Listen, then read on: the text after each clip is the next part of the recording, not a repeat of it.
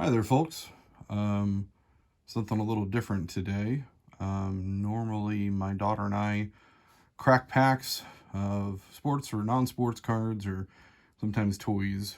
We show our mail. Well, today we're going to do something I've never done before. I would argue that perhaps nobody has done before, or it's pretty uncommon. I was given this card by Steve Rademacher, a friend of mine.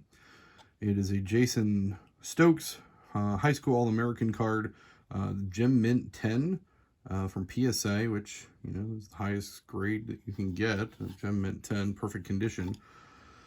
It came from Big D Sports, and he told me that he got a whole bunch of these, and there isn't a whole lot of value in Jason Stokes pre-rookie cards. I guess pre-rookie would be the case. And they just kind of wanted to do some interesting things about destroying them. So he heard that I'm an origami folder, although if you've been on my page lately, I haven't done a whole lot of origami. I do fold quite a bit, but different focus than what we've had lately. So what we're going to do today, per his request, is crack this out of its shell. Which I've never done before. Sure, I'm not the first person to do that. Steve and a bunch of other people have been cracking these things. So I think last I checked, the pop count was like 238 or something like that on Gem Mint 10s for Jason Stokes. And obviously, each time one of these is destroyed, that pop count goes down. Of course, PSA doesn't know that. So I couldn't tell you how many there really are still in the cases. Who knows? Maybe you get down to like a pop of one or two. These might actually be worth a pretty penny. Probably not, but obviously scarcity does drive value. So we're going to get into it here. Let's see. So I normally don't use any equipment or whatever when I'm doing origami. Here's an example of an origami crane, if you don't know what I'm talking about. It's a traditional, a bird type model. This is just one that I had lying around. And I fold, no joke, tens of thousands of these.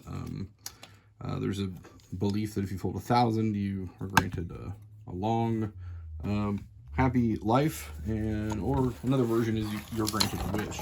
So I don't want to ruin my nice little felt topper there. So we're going to put some cardboard underneath this, and we are going to get cracking, quite literally. So I don't want to damage the card before it comes out, so I'm going to try and crack it up here, this just kind of feels sacrilegious to me. Actually, before I do that, that's for Steve.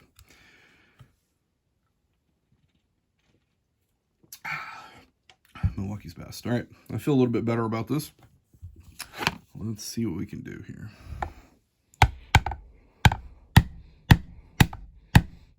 I already got a crack going there.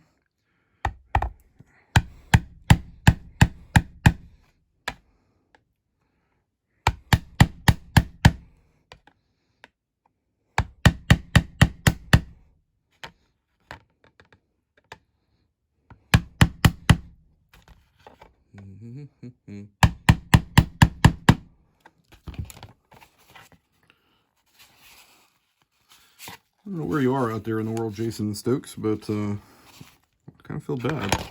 I looked up his Wikipedia page, and dude just got ravaged by injuries. Who knows?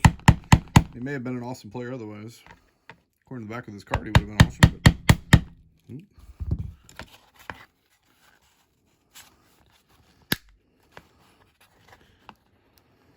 I don't know why I'm so worried about the card. I mean, it's going to be jacked up when I'm done anyway. When I say jacked up, it's going to look like an origami crane.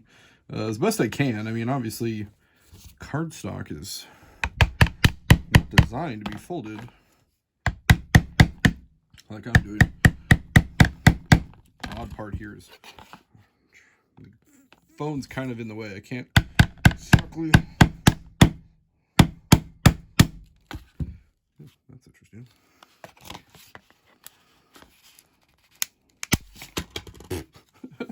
Okay.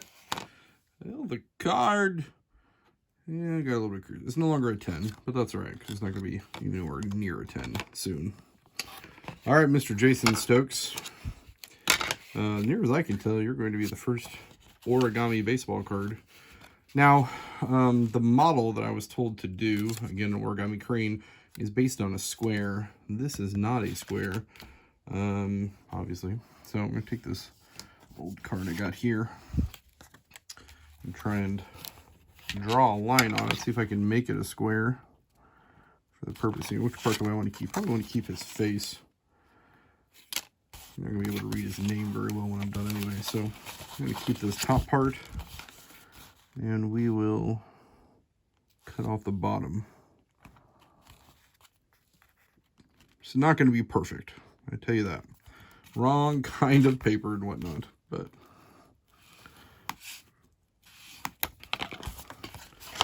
okay.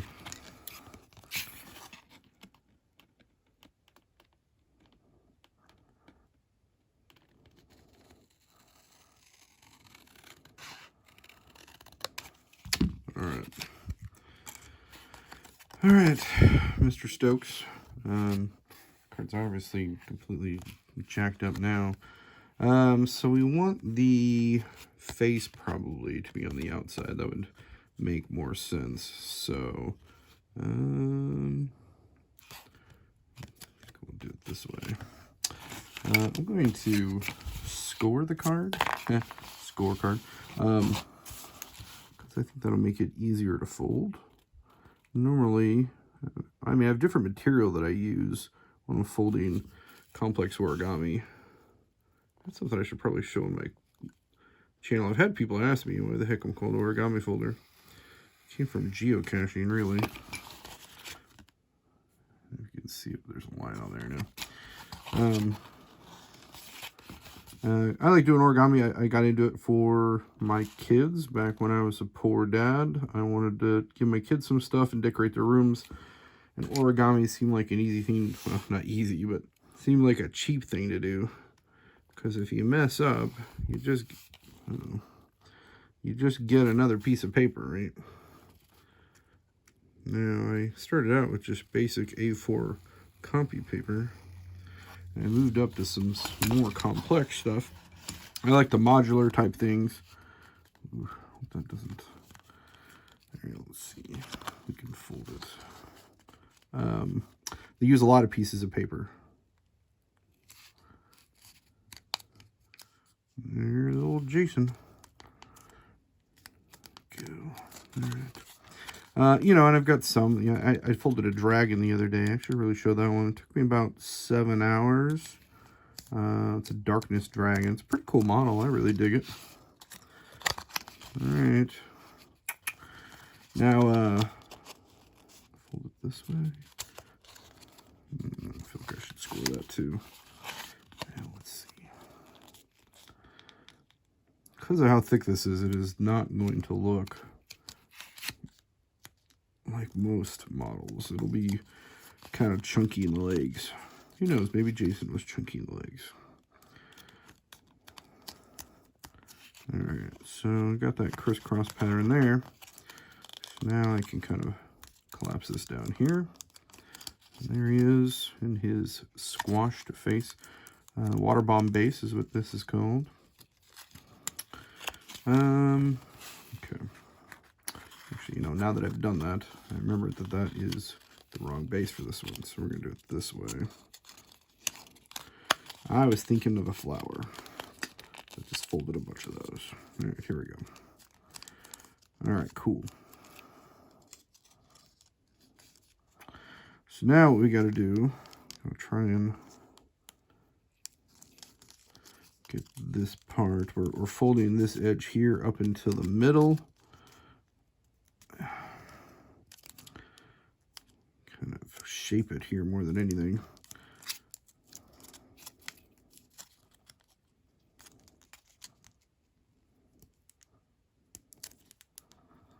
There we go. So what we're doing is we're getting it ready for the double rabbit ear is what it's called, where you kind of like pop it out. So I want a crease right here. So I'm going to kind of massage the cardboard a little bit for that purpose. Now what I got to do is open this part up and push this forward using that little fold I got there, almost like a hinge. So this part's going to kind of come out. We're going to swing this in here. You no longer see his stats, high school stats. Apparently he played in the minors for a while. I think he had a brief career in the majors. I can't remember which team it was. But again, injuries, back, groin injuries, none of it sounded fun. He retired in 2007 and then tried to make a comeback in 2010, but sadly got injured again. So that didn't really work. Okay. So now what I'm supposed to do is fold this in, but this is pretty thick stuff. So that's going to be difficult and not look super well, but do our best that we can here. I said, normally I'm really particular about nice, clean folds. The more complex the model is, the more important the folds are, because later on, those get amplified, any little mistakes you make. But, I mean, this is a pretty simple model. It's just unforgiving paper. It's not even paper. Cardboard. All right. I'm looking down at the model, not at the camera, so I apologize if you can't see super well, but I got to really jam it in there. Okay. All right. So this part needs to come up. If I can get it.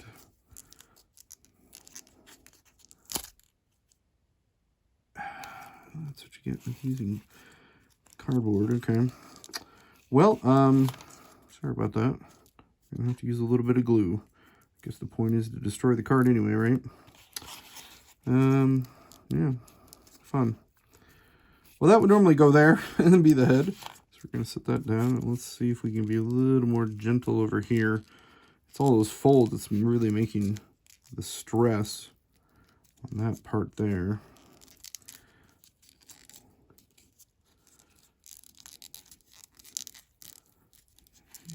Try to be careful.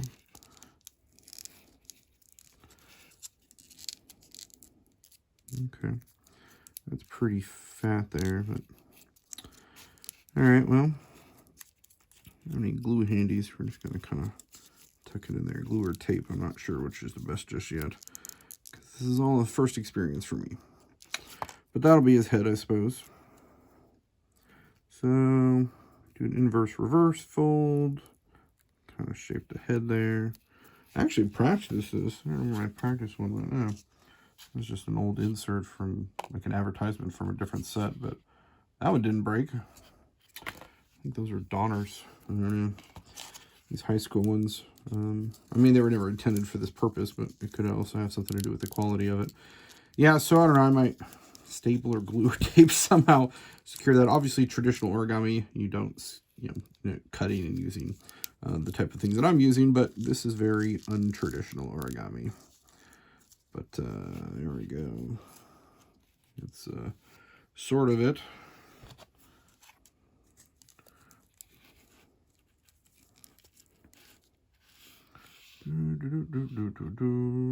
Yep, can't even get it to rotate. All right, I'm gonna pause this and go get something to fix this, and then I'll show it off a little bit. All right, I got some glue on there for the neck. I'll clamp that together so that dries before I ship it. So Big D Sports and Collectibles kind of sponsored this. He's the one that sent us the card. Fun guy. I've been watching some of his episodes. Really interesting. I think you should check him out. Obviously, he's got a great sense of humor. He's does some fun stuff. Clearly, if he had me fold an origami crane out of a PSA 10 card. So go check him out and give him some love. I will get in touch with him and find out how to send him this piece of art, which is definitely a unique, one-of-a-kind kind of thing. So, all right, guys. Hey, thanks for watching, and we'll be back with some card openings tomorrow. If I can get Bridget into it. So, everybody, check out Big D Sports. All right, peace.